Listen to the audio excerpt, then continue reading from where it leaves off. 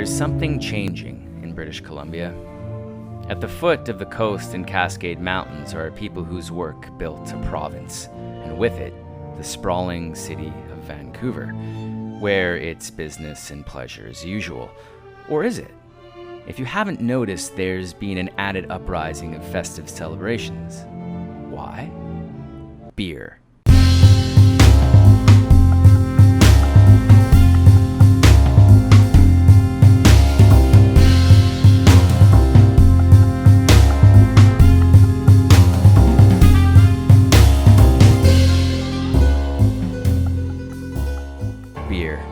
As it's made its way through the ages, it's been revered as holy and condemned as demonic. For some, it's a necessary evil, while morally speaking, it's not just any drink. But whether you like it or not, some are saying we are now in the midst of a cultural uprising.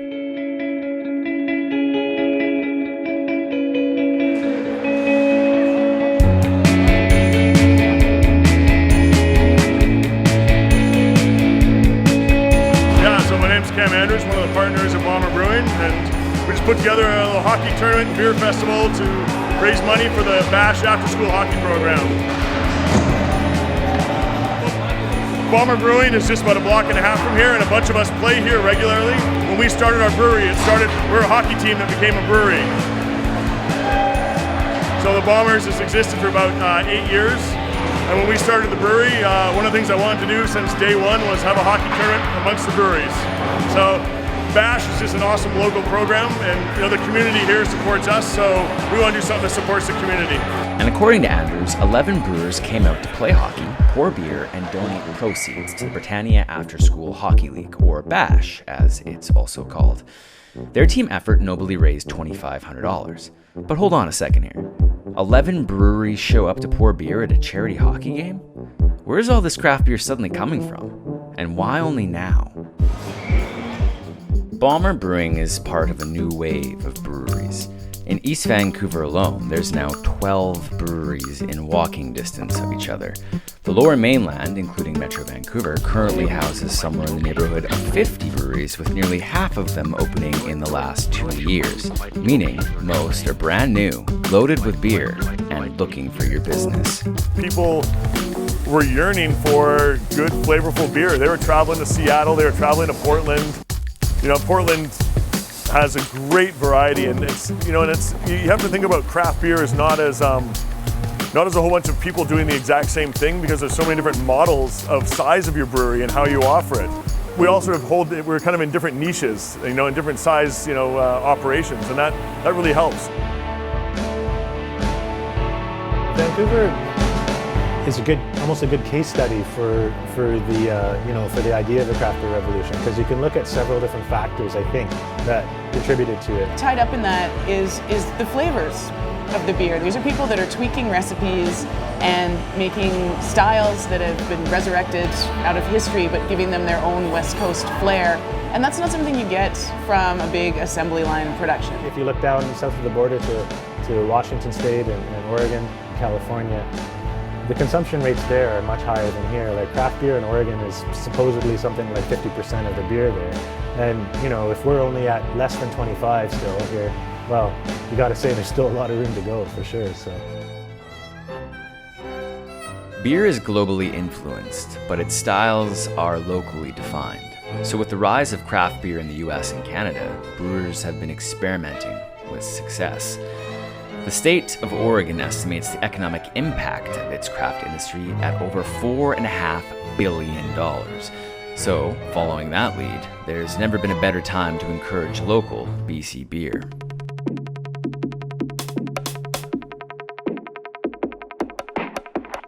And so, the industry has been growing at a furious pace. However, if you look back into BC's history, you'd realize this wasn't the first time brewers were given license to build an industry. Vancouver once had a local brewing scene filled with beer that was independently owned. But then, BC's local breweries and beer culture all but vanished.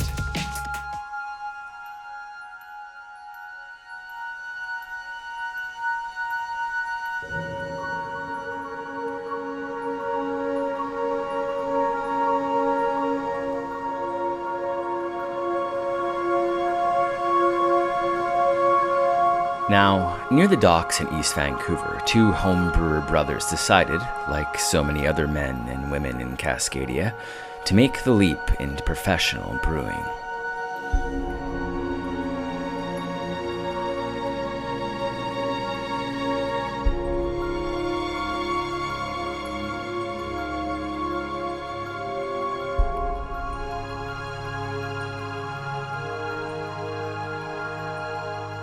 Welcome to Doan's Craft. This is Mike playing Pac-Man. But let's take you to the back for a little tour of the brewery here. With Doan's, money is as tight as their brewing quarters, but for small breweries, it's more about the love of their craft. A brewery this size produces very small batches of beer in comparison to others. It totally is hands-on. We dump the grain in, stir it in. There's no auger to transfer like mill grain into the mash tun. Everything we do here is completely by hand, and the bottling, we just built our little bottle filler from scratch, and that's gonna be done like super slow by hand compared to lots of other breweries. Yeah, being small, you can tinker with your batches more. You can do 100 different batches a year, and 50 of them can be different beers if you wanted to. Okay, so it's a little funky mill built by our friend and his dad. They're woodworkers and just threw it together. It's awesome. It works so well. It just kind of goes to show that we're just basically big home brewers. It's not very different, but it's a lot of fun.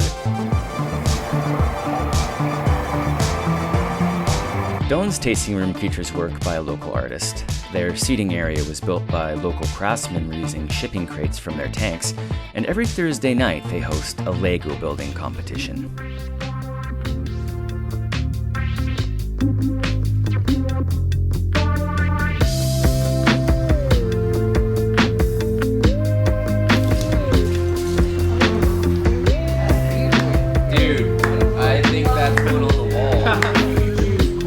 You can reverse this in like After Effects, right? And we all have to vote. We have to decide who do you think takes the cake. No, yeah, I went to school for archaeology.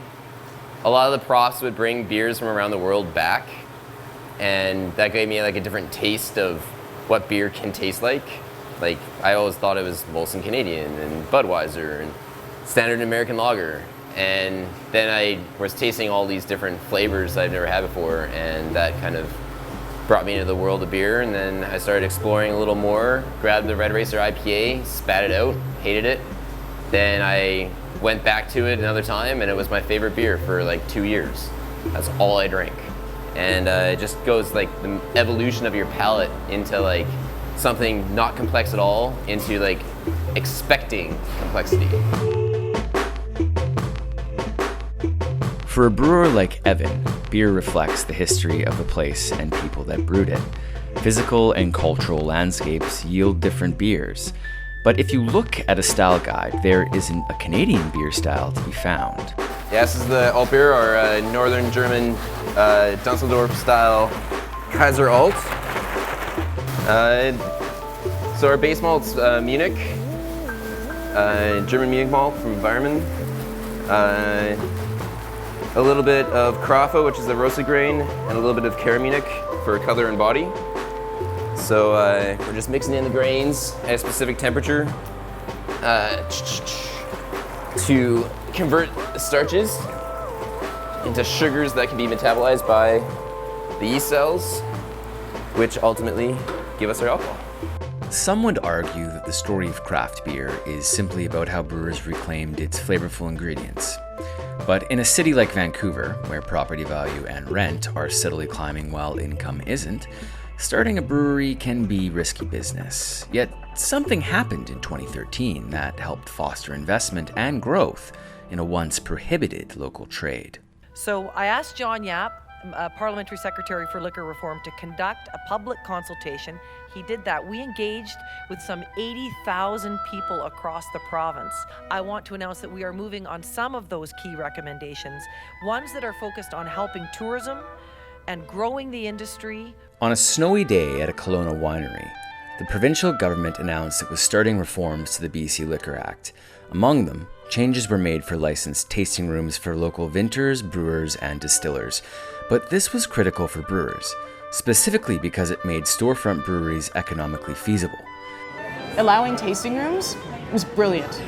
You've got breweries that can now open up, and as soon as they've finished, dotting all of their I's and crossing their T's, can actually start selling beer right away. In their tasting room, people can come in and fill up growlers, they can drink at the tap.